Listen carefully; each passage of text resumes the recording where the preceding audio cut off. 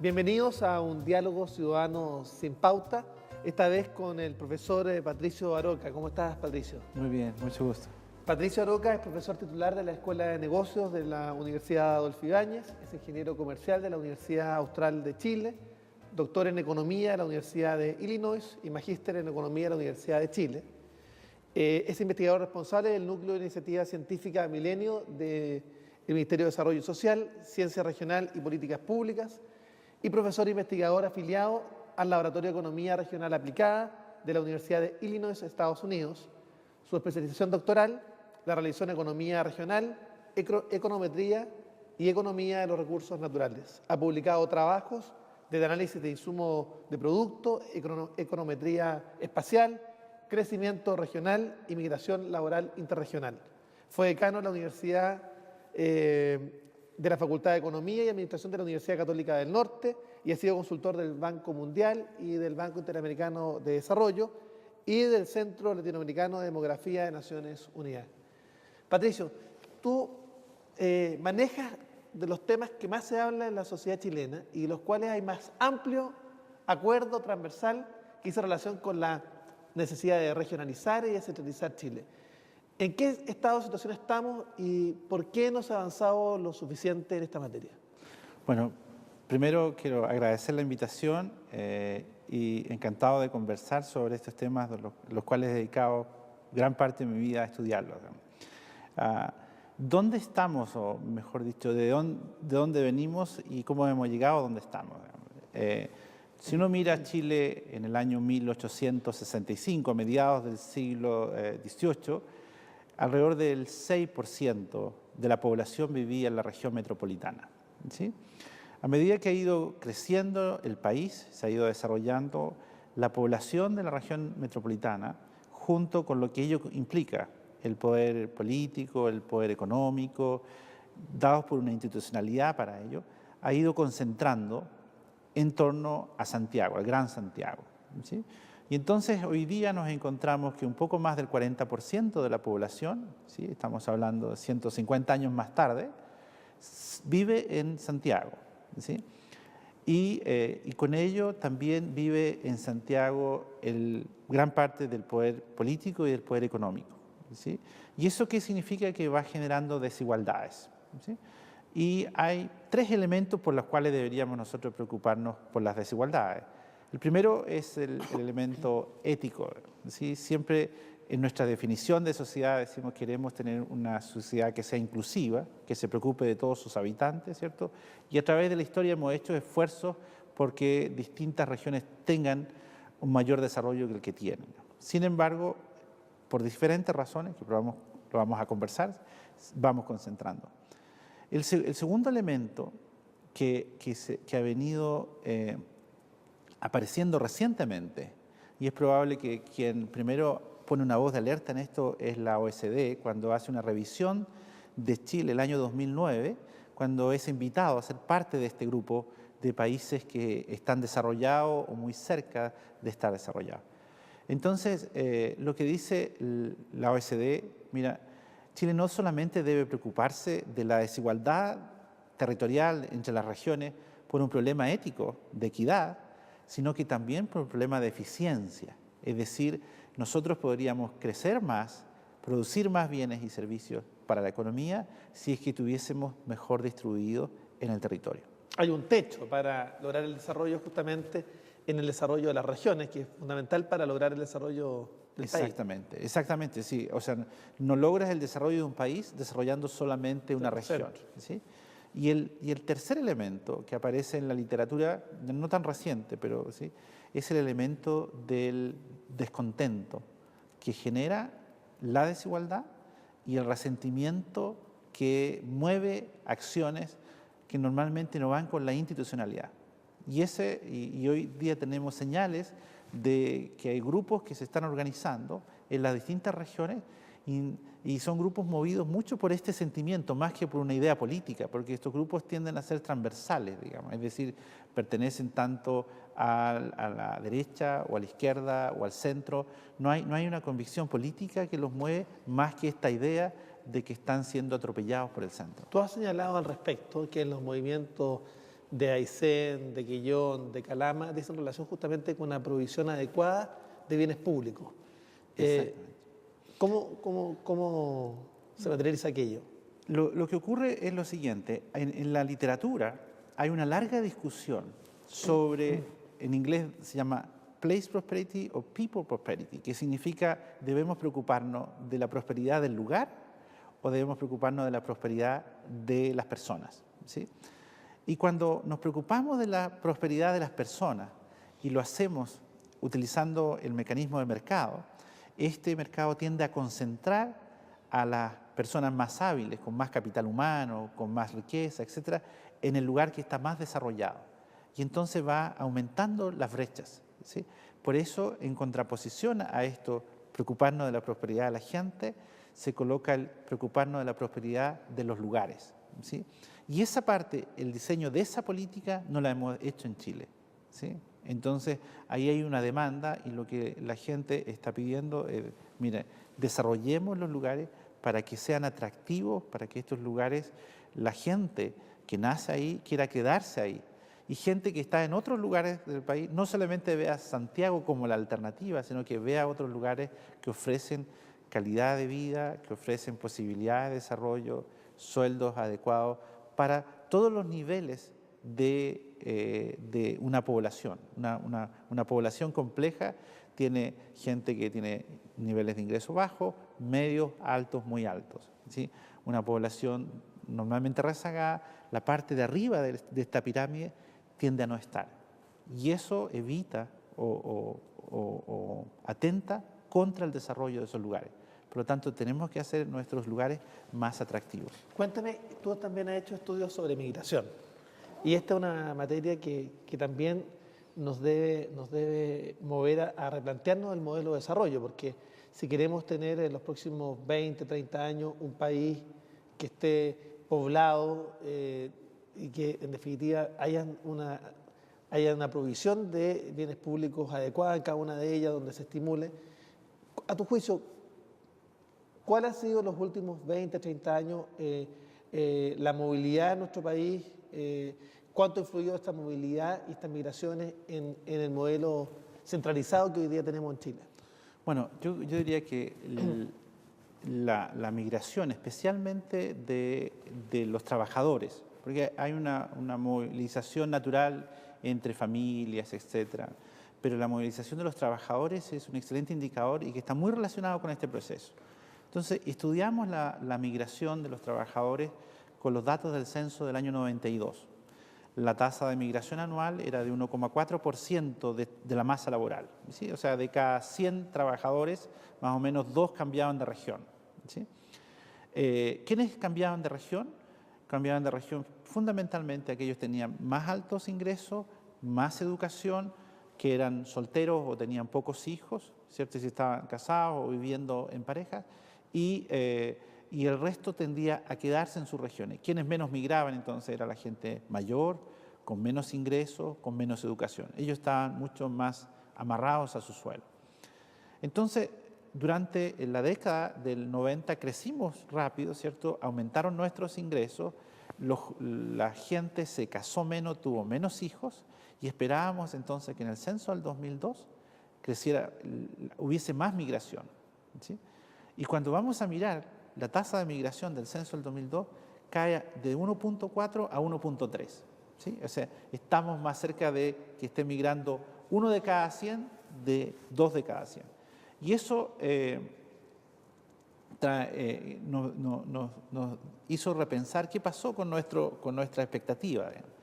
Y afortunadamente en el censo del 2002 hay una pregunta que dice al encuestado, ¿dónde trabaja? ¿En qué comuna usted trabaja? Y esa pregunta nos permitió mirar que había una proporción importante de gente que vivía en una región pero trabajaba en otra.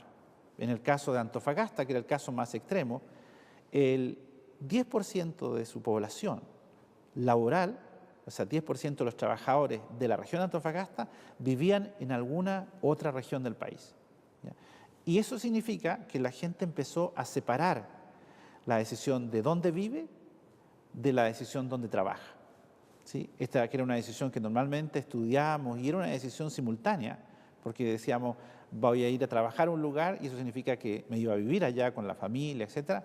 Ahora puedo vivir en una región y puedo trabajar en otra. Esto tiene varias razones. Una, que bajaron los costos de transporte, se hicieron más rápidos los transportes también, y se permitió un trabajo por turnos, ¿sí? Hay que hacer una solicitud especial a la inspección del trabajo para hacerlo, pero se permite, y estos turnos entonces, mientras más largos son, particularmente la gran minería. La gran minería en el norte y en el sur está asociado a la explotación de los salmones y algunas otras como forestales, etcétera, que también a veces usan sistemas de turno, ¿sí? Entonces, hizo que una proporción importante de trabajadores viviera en el centro y trabajara en los extremos. O sea, cuando medimos nosotros la conmutación entre regiones, ¿sí?, vemos que esta es positiva, es decir, estos trabajadores van a trabajar a la primera, segunda, tercera región o a la 10ª, 11ª, Aysén y Magallanes, ¿sí? O sea, Arica, Tarapacá, Antofagasta, hasta Atacama ahora, por el norte, y todos ellos reciben trabajadores. Y las regiones del centro, todas ellas mandan trabajadores. Y las del sur, desde los lagos, después a Aysén y Magallanes, reciben trabajadores, ¿cierto? Y de ahí hacia el norte, desde Valdivia, ahora los ríos, ¿no?, hacia el norte, envían trabajadores hacia allá, ¿sí? Ahora, hay proyecciones también que indican que el año 2030, sobre el 94-95% de la población va a vivir en ciudades. También hay una migración del campo a las ciudades, que también es un fenómeno que puede afectar el esfuerzo descentralizador. ¿Cómo tú...? Sí. Bueno, este fue un proceso que fue muy importante en los 60, la migración del campo a la ciudad, ¿sí? Y ahí nosotros llegamos muy cerca del 90%. Nuestra población, Chile debe ser uno de los países más urbanizados en ese sentido en Latinoamérica, si no es que es el más urbanizado, ¿ya? Y ahora, en los países desarrollados, la población rural, la población que se queda en el campo, normalmente se mueve entre 3 y 5%, ¿sí? Y es un campo agrícola que es altamente tecnificado, intensivo en capital, poco uso de mano de obra, entonces los trabajadores del campo más bien emigran a la ciudad. Ese es un proceso que ha sido natural, ¿cierto?, por el incremento del uso de maquinaria en el campo. Y entonces, hoy día ya no tenemos un flujo importante del campo a la ciudad, ¿sí? Es más, a veces tenemos un flujo en algunas regiones en que alguna gente está regresando al campo como una posibilidad de vida, dado que las carreteras conectan muy rápido con una ciudad principal, ¿no? Más bien en búsqueda de calidad de vida. Exactamente, ¿sí? Y entonces, pero el otro movimiento, el movimiento ahora que tenemos una población muy alta en las ciudades hacia Santiago, es un movimiento que probablemente va a continuar, ¿sí? Y ahí es donde se va a requerir política para generar otros centros de atracción en el país, ¿sí? Porque tenemos que pensar que tenemos un sistema en que no podemos obligar a la gente, tenemos que darle incentivos a la gente. La gente decide venirse a Santiago o decide irse de Santiago porque tiene incentivos para hacerlo, ¿cierto? Algunos vienen de Santiago porque ven una proyección de su carrera mejor en Santiago que en regiones, ¿sí? Y eso es principal, y eso sucede mucho y sucede con la parte más hábil, la que más capital humano tiene en la sociedad, ¿cierto? Y si tú concentras mucho de este capital en una sola ciudad, entonces esa ciudad va a desarrollarse mucho más rápido, ¿sí? Bueno, acá hay un tema que hace relación con la formación de masa crítica regional y que esa masa crítica finalmente se quede en las regiones y no migre a Santiago en búsqueda de mejores remuneraciones. ¿Qué se ha hecho al respecto? ¿Hemos hecho un esfuerzo como Estado o tú dirías que todavía hay esfuerzos muy débiles? Hay algunos esfuerzos incipientes, pero que por una parte no han estado bien diseñados, de modo que no han generado una masa crítica en la región. Y segundo, el proceso, esto se llama el drenaje de cerebros, el brain drain, ¿cierto?, que se hizo en los 50, 60 a nivel internacional, los países desarrollados como Estados Unidos, atrajo cerebros, digamos, de todo el mundo a estudiar, a trabajar en Estados Unidos, ¿sí? Y generar un impacto muy significativo. A nivel de los países pasa algo parecido. Y el drenaje se produce más que en la formación superior, se produce al final de la educación media, ¿sí?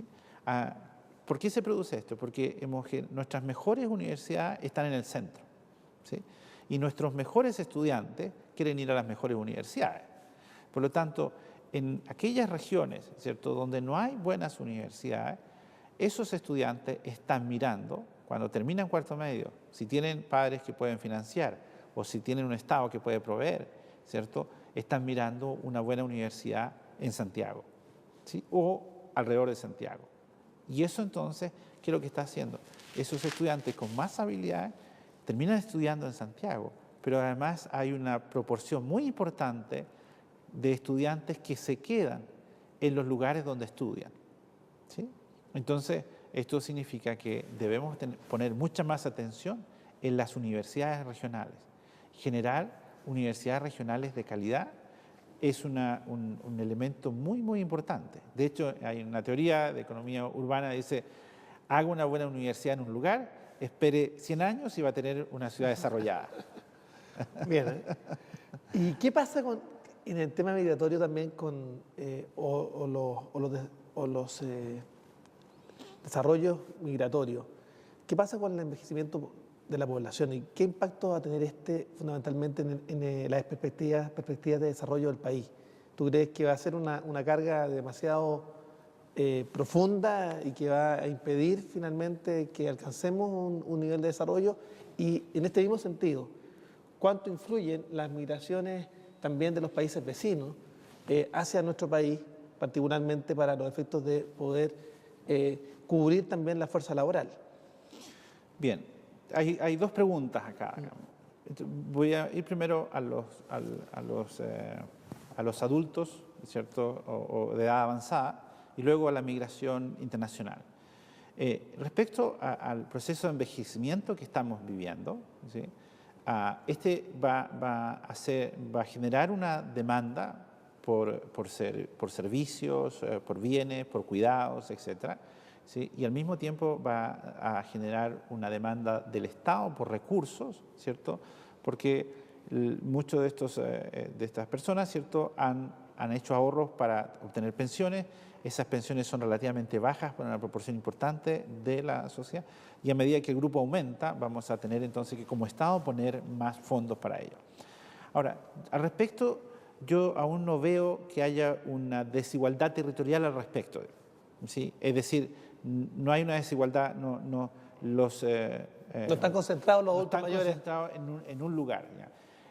Probablemente, por ejemplo, si tú haces comparaciones como entre Calama y La Serena, sí, pero el adulto mayor de Calama, que se viene a La Serena después de haber jubilado en una minera, que es una proporción grande, viene con recursos y genera un impacto positivo en La Serena. O sea, de hecho, La Serena, una gran parte de su impacto en crecimiento o desarrollo inmobiliario se debe justamente a aquello. Se debe fundamentalmente a los que han llegado.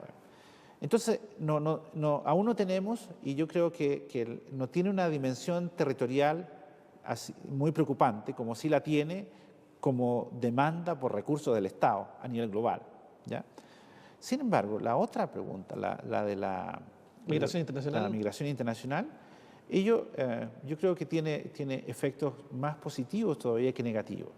Me explico por qué. Si uno mira la estructura de la gente que llega, primero nosotros no hemos gastado en educación, en formación, y la proporción que llega, ¿sí?, tiene en promedio una educación similar o superior a la nuestra, ¿sí? Aun cuando a veces hacemos algunas caricaturas sobre ciertos grupos, ¿sí?, lo cierto es que cuando vamos a un hospital público no es raro encontrarnos con un médico extranjero, ¿cierto?, atendiendo a los pacientes. Cuando vamos a la minería no es raro encontrarnos con ejecutivos, ingenieros extranjeros, ¿sí? Y así en muchas áreas tenemos muchos profesionales que no hemos formado, pero que sí están generando un aporte, pagando impuestos, generando demanda, etc. ¿sí? Y en ese sentido, entonces, yo creo que la migración internacional ha venido a complementar esta falta de profesionales que tenemos, especialmente en regiones, ¿ya? ¿Por qué? Porque nuevamente los buenos profesionales, ¿cierto? En regiones, su norte es Santiago. El mercado es más grande, hay mejores hospitales, hay mejores clínicas, ¿cierto? Hay mejores grupos con quienes hacer partnership, etc. Tú has planteado que uno de los temas que ha conspirado para una mayor descentralización es justamente la inversión pública, y que la inversión pública se ha concentrado en la región metropolitana versus las diversas regiones del país. Y en este sentido, tú has hecho o has planteado la necesidad de quebrar ese paradigma, de romper ese paradigma, y particularmente has aludido al ejemplo coreano. Me gustaría que nos contaras sobre aquello. Okay. Si uno mira Corea del Sur, ¿sí?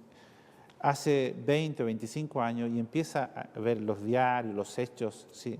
Es como mirar Chile hoy día. Primero, Corea es un país que tiene un presidente muy fuerte, probablemente es más presidencialista que el nuestro, ¿ya? Y ahí empiezan a surgir muchos reclamos en las distintas provincias coreanas, de Corea del Sur, en contra de Seúl, que es la capital, ¿sí? Seúl es la capital, como Santiago es la nuestra. ¿Y qué es lo que ocurre? Si uno mira, ¿cierto? En Seúl se concentran las buenas universidades, la atracción de capital humano avanzado hacia Seúl es muy grande, dejando un poco en el abandono al resto de las regiones, etc. Y ellos eligen a un presidente con una motivación desconcentradora muy fuerte, ¿ya? Y aquí es donde también aparece otro elemento importante. ¿Qué debemos hacer? ¿Descentralizar políticamente el país o desconcentrar en infraestructura el país? ¿Sí? Y la opción que hicieron los coreanos, ¿sí? Y esto lo digo a propósito de que en los planteamientos que se están haciendo hoy día van más orientados a entregar más poder a las regiones, lo cual es positivo. Pero ese poder solamente tiene sentido si va acompañado de recursos.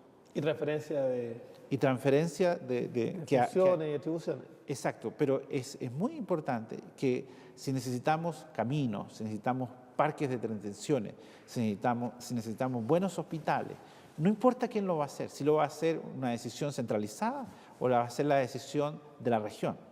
Pero es importante que se haga y que se haga mucho más de lo que se está haciendo allá y mucho menos de lo que está haciendo en el centro, que ya está desarrollado, ¿sí?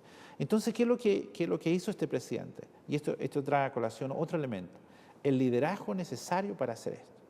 Necesitamos un presidente que tenga efectivamente una vocación regional, ¿sí? Que se atreva a decir, vamos a desarrollar las regiones más que Santiago, ¿sí?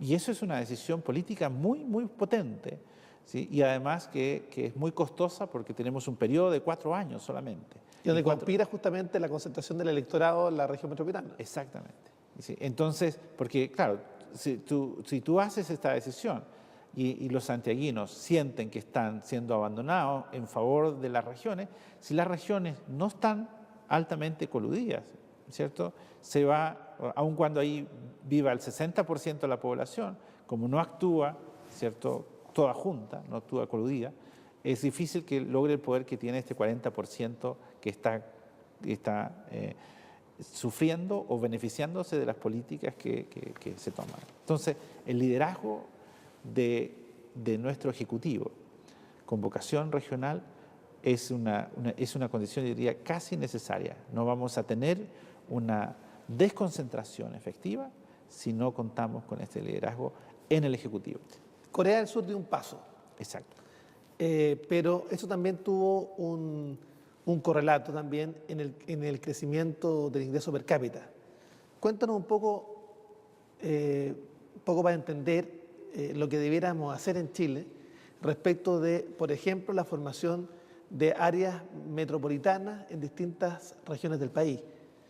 Bien, si uno mira Corea y Chile en el año 80, tenemos aproximadamente el mismo producto per cápita, ¿sí? Eso es aproximadamente $5.000, ¿sí? Ambos estamos en la parte de los países en desarrollo, ¿cierto?, con potencialidades.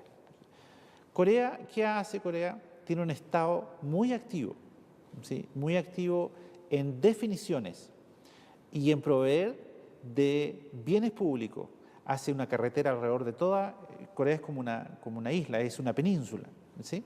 Entonces, alrededor de toda la península hace una carretera conectando estos departamentos o provincias que no tenían buenas conexiones entre ellos. Define una vocación productiva para cada una de estas regiones. Y nosotros intentamos hacer algo como esto cuando hicimos esta definición de clúster, ¿sí? Pero en realidad nos quedamos en la definición, no pusimos recursos importantes para fomentar esta definición, ¿sí?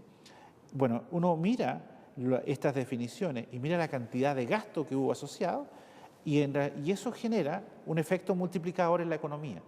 Ahora, cuando usted hace un proyecto en una localidad donde tiene mucha competencia, la rentabilidad de ese proyecto tiende a ser pequeña. Si usted hace un proyecto en una localidad donde el proyecto está solo, ¿sí?, eso tiene cierto poder monopólico y las rentabilidades tienden a ser más altas. Eso es lo que pasa normalmente en la economía, que los primeros proyectos que se hacen son los más rentables y los menos. Bueno, hay muchos proyectos rentables en las regiones, pero ¿por qué no se hacen? No se hacen porque o no hay buena calidad de bienes públicos, ¿cierto?, carreteras, puertos, aeropuertos, o no hay buena calidad de capital humano.